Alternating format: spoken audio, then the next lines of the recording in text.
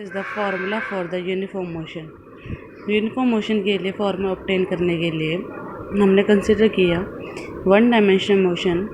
One dimensional motion के अंदर हमने कंसिडर किया कि पॉइंट ए से ऑब्जेक्ट मूव करना स्टार्ट कर रहा है at time T equals to 0, time t1 at point B and time t2 at point C.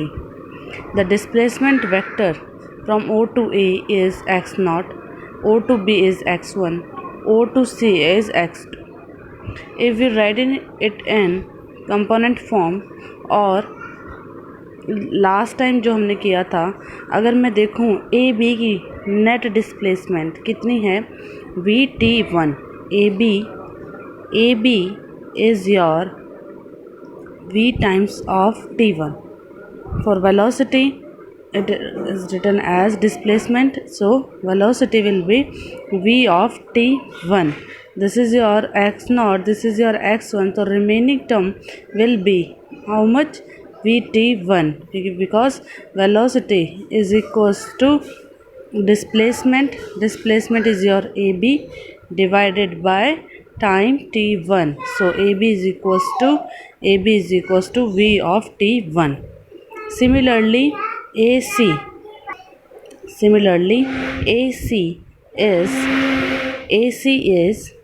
is your V of T2. Clear? AC is your VT2. From origin, from A point to C point, the total time is T2. So AC is equals to same V is equals to AC upon time T2. So we can write it as AC is equals to VT2. Now for OB is OA plus AB. So OB is OA plus AB vector. So OA is x0 plus AB VT1. Similarly OC is OA plus AC. So OA is x0 plus AC is your VT2. Clear? And OC is how much? x2. So x2 is equals to x0 plus VT2, and OB is how much? x1 vector is equals to this. Give this equation number 1, give this equation number 2. If we have to find out the net displacement means if we find out the displacement BC, how much the body has been displaced, okay, so subtracting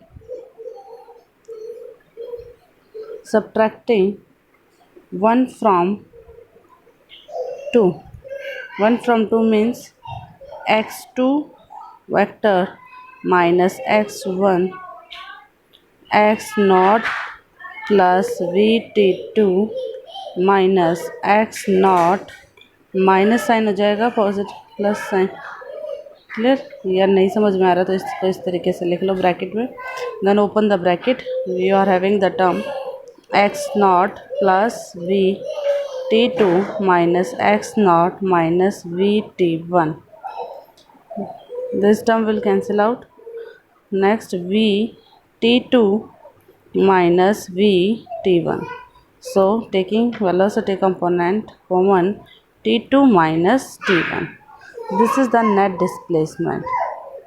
That is x2 minus x1 VT2 minus T1. Or we can write it as x2 is equals to x1 plus VT2 minus T1. Give this equation number 3. This is the most important, this is the relation from which we will take the formulation. So if we are considering x2 minus x1 means BC, this is the net displacement, okay, and T2 minus T1 gives the net time period of this particular displacement. तो क्या consider कर रहे हैं हम, case लेके चल रहे हैं क्या, इसी इक्वेशन को ध्यान से देखो, x2 माइनस x1 की नेट डिस्प्लेसमेंट को मैं x s से लिख रही हूँ displacement, and t2 minus t1 time period को t से लिख रही हूँ। तो हमारे पास इक्वेशन क्या बनी,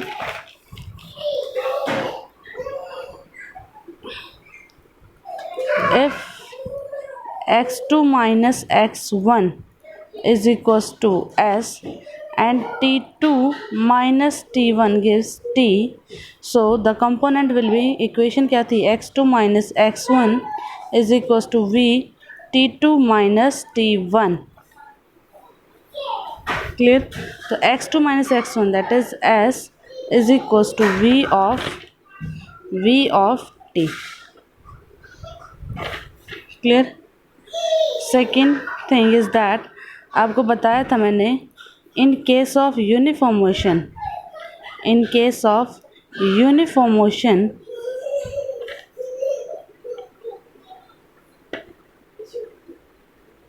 इन case of uniform motion, uniform motion के अंदर क्या, in case of uniform motion distance is equals to displacement.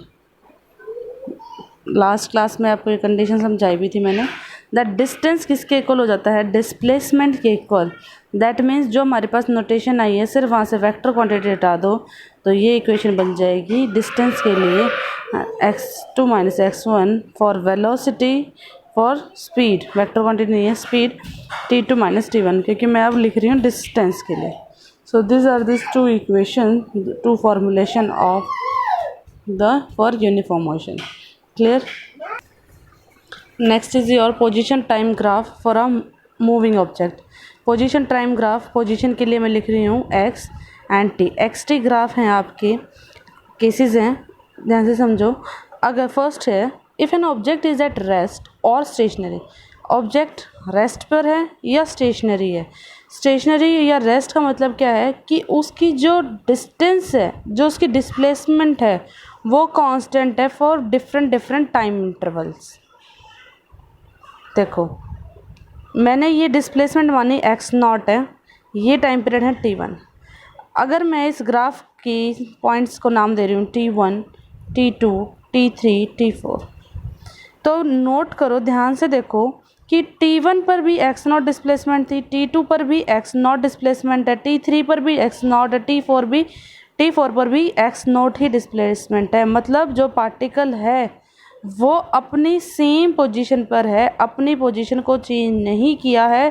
Time में जब चेंज हो रहा है तो there is no change in the displacement, it remain same, that means it is in the rest, और we can say it is a stationary condition, at a stationary condition.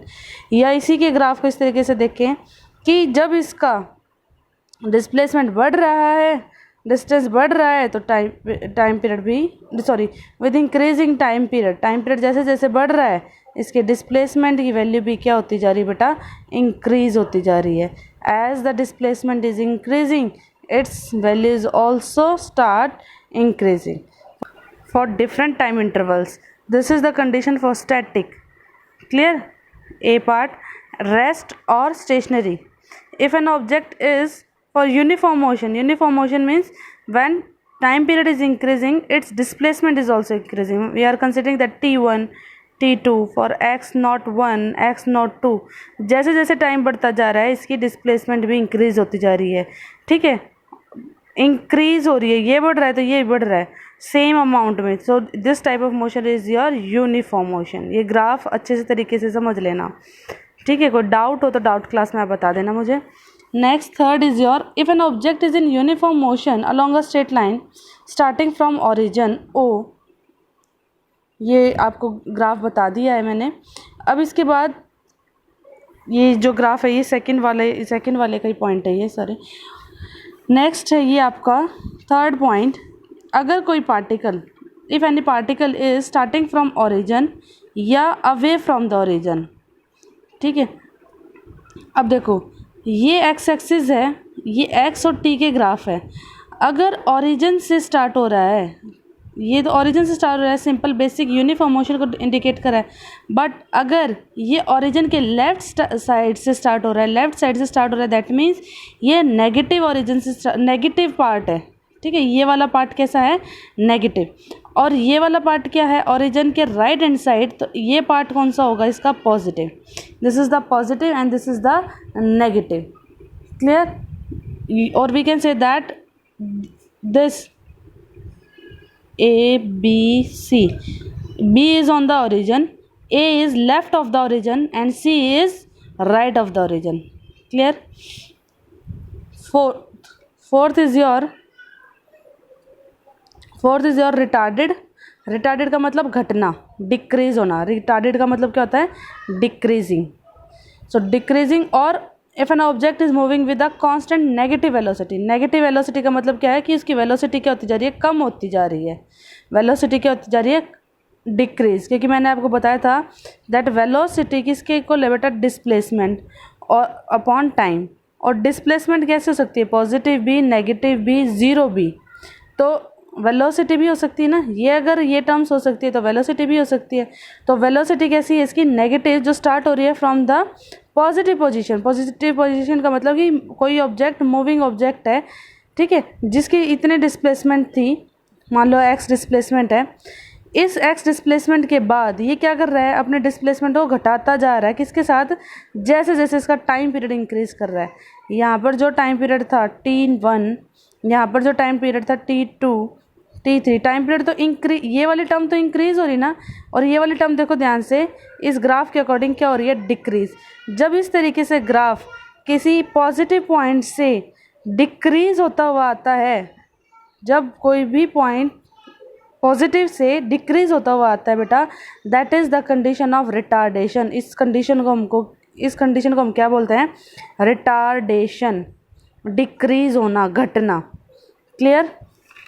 Fifth is your non uniform motion. Non uniform motion का मतलब क्या होता है, unequal distance in unequal interval of time. देखो इस graph को ध्यान से देखो, एक्सटी के ग्राफ में यहाँ पर आपको एक कर्व दिखाई देगा, मतलब स्ट्रेट लाइन ना होके कर्व की फॉर्म है। मतलब टाइम पीरियड जैसे जैसे बढ़ रहा है, इसकी वैल्यू